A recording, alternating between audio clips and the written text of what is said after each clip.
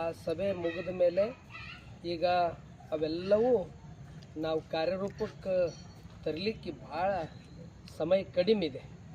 ಇಲ್ಲಿ ಒಂದು ಕಡೆ ಜನ ಸೇರಿಸೋದು, ಒಂದು ಕಡೆ ದಾಸೋಹ ಸಂಗ್ರಹ ಮಾಡೋದು, ಒಂದು ಕಡೆ ಪ್ರವಚನ, ವಚನ ಪಾರಾಯಣ, ಇಲ್ಲಿ ಅನೇಕ ಸಾಕಷ್ಟು ಜವಾಬ್ದಾರಿಗಳು. ಇಂಥ ಒಂದು ದೊಡ್ಡ ಕಾರ್ಯಕ್ಕೆ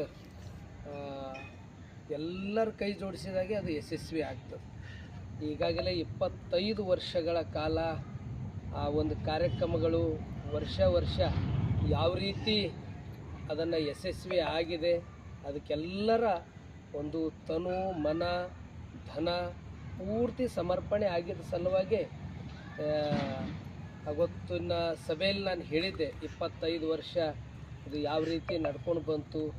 2000ರಲ್ಲಿ 99ರಾಗ ಅಪ್ಪವರು ಲಿಂಗೈಕ್ಯಾಗಿ ಇಲ್ಲಿ ಎಲ್ಲ ಈ ಗದ್ದಿಗೆ ಇದು ಅಂತಿಮ ಸಂಸ್ಕಾರ ಮುಗಿದ್ಮೇಲೆ 2000 ಇಸ್ವಿಯಲ್ಲಿ ಏನು ನಮ್ಮ ಕಾರ್ಯಕ್ರಮ ಆರಂಭ ಆಗಿಂದ ಹಿಡ್ಕೊಂಡು ಈ 2025 ತನ 24 ತನ ಆಯಿತು. ಈಗ 25ನೇ ಒಂದು ವಚನ ಜಾತ್ರೆ, 26ನೇ ಸಮಣೋತ್ಸವ, 25 ವರ್ಷಗಳ ಕಾಲ ಭಾಳ ಯಶಸ್ವಿಯಾಗಿದೆ. ಈಗ ಹೆಂಗಾಗ್ಯದ ಅಂತಂದ್ರೆ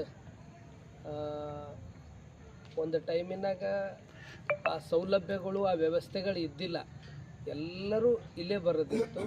ಈಗ ಹೆಂಗಾಗ್ಯದ ಅಂದ್ರೆ ಇಲ್ಲಿ ಏನಾಯ್ತದ ಸೆಕೆಂಡ್ದಾಗ ಎಲ್ಲ ಮಾಹಿತಿ ಎಲ್ಲರ ಬಳಿ ಇರ್ತದೆ.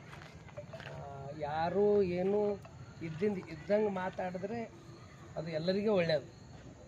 ಹಂಗೇನಾರ ಇತ್ತಂದ್ರೆ ಆಗಿಂದಾಗ ಅಲ್ಲಿ ಮೆಸೇಜು ವ್ಯಾಟ್ಸಪ್ಪು ಆಗಿಂದಾಗ ಇದು ಇರ್ತದೆ.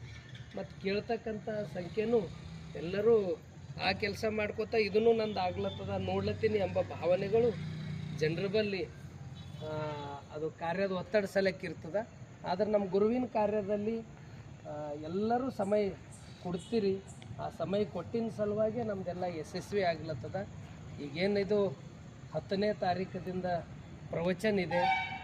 ಈ 10ನೇ ತಾರೀಕು ಹಿಡ್ಕೊಂಡು 20ನೇ ತಾರೀಕಿನ ತನಕ ಪ್ರವಚನ, 15ನೇ ತಾರೀಕು ಹಿಡ್ಕೊಂಡು 20ನೇ ತಾರೀಕಿನ ತನಕ ವಚನ ಪಾರಾಯಣ, ಅದರ ನಂತರ 20, 21, 22 3 ದಿನ ಭಾಳ ವರ್ಷದಕ್ಕಿಂತನೂ ಈ ವರ್ಷ ಅತಿಥಿಯರು ಇರ್ಬೋದು, ಮಠಾಧೀಶರು ಇರ್ಬೋದು, ಒಳ್ಳೊಳ್ಳೆಯವರು, ಈ ನಾಡು ಕಂಡವರು, ರಾಷ್ಟ್ರಮಟ್ಟದ ವ್ಯಕ್ತಿಗಳೆಲ್ಲ ಈಗಾಗಲೇ ಕಾರ್ಯಕ್ರಮಕ್ಕೆ ಒಪ್ಕೊಂಡಿದ್ದಾರೆ.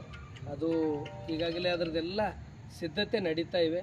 ಈಗ ನಿಮ್ಮ ಎಲ್ಲರ ಜವಾಬ್ದಾರಿ ಏನು ಅಂದ್ರೆ 10ನೇ ತಾರೀಕಿಗೆ ಪ್ರವಚನ ಇದೆ. ಈ